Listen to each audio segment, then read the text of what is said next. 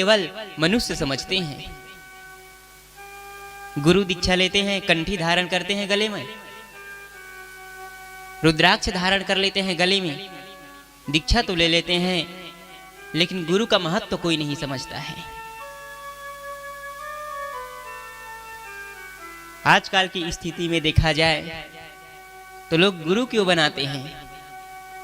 बड़े बुजुर्ग लोग कहते हैं कि जिसका गुरु नहीं रहता है वो मरने के बाद राक्षस बनता है, इसीलिए गुरु बनाते हैं।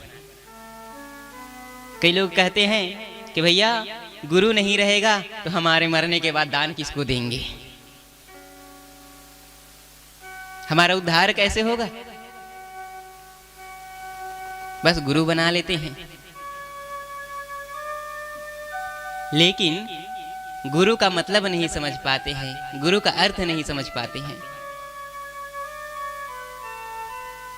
मंदिर में जाकर के पूजन अर्चन करते हैं, कोई मतलब का नहीं है। गुरु का पूजन करो, गुरु का वंदना करो। और एक गुरु ही है भाव सागर से पार उतारने वाला। सज्जनों, यह गुरु कृपा ही है कि आज हम इस स्थान पर बैठे हैं, आप लोगों को कथा श्रवण करा रहे हैं। अगर गुरु का आशीष नहीं होता तो क्या हम यहां बैठ पाते? नहीं, केवल गुरु कृपा ही है, गुरु कृपा ही केवलम। नारायण। यह श्रीमद् भागवत महापुराण को सौनक आदि 88,000 ऋषि मुनि नैमिषारण्य क्षेत्र की पावन भूमि में बैठ करके, जो आयु में सबसे छोटे हैं, रोमहर्षण के पुत्र श्री सूत जी महाराज,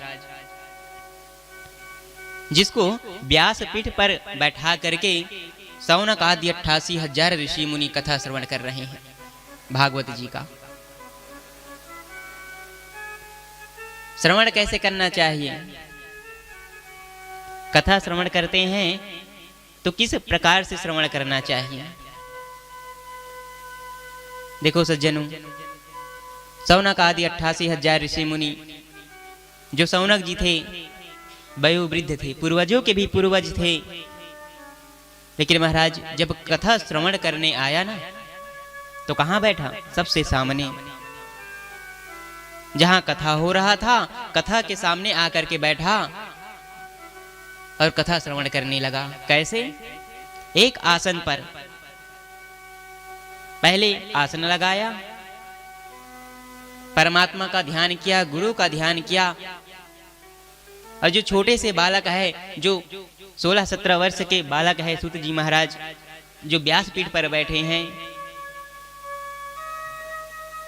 आज सौनक आदि 88,000 ऋषि मुनि उसको अपने गुरु तुल्य मान करके हाथ जोड़ करके सवाल करने लगे कि हे भगवान,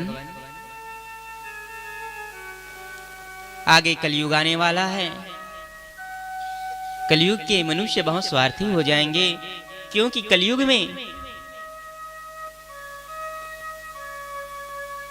मानव स्वार्थ के लिए ही जिएंगे, धन अर्जन करेंगे और धन अर्जन करके एक दिन खुद निर्धन हो जाएंगे।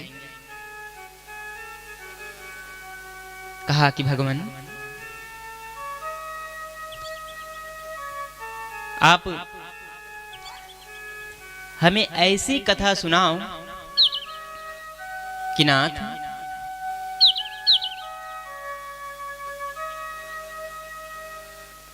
इस कथा को कलयुग के मानव श्रवण करके मुक्ति को प्राप्त कर लेंगे।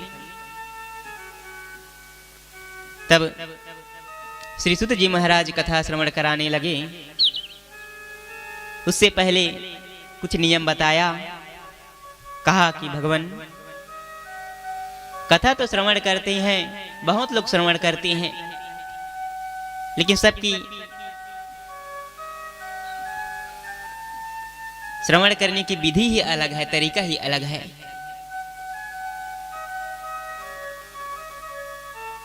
सज्जनों, कोई परमात्मा को पुत्र भाव से देखता है, कोई पिता के रूप में देखता है, कोई दुश्मन के रूप में देखता है, लेकिन भज तो परमात्मा को रहा है ना। देखो, एक दैत्य होते हैं, एक दानव होते हैं, एक देवता होते हैं और एक दानव होते हैं। दोनों भगवान के प्रिय हैं। जैसा भी हो भगवान को भज रहा है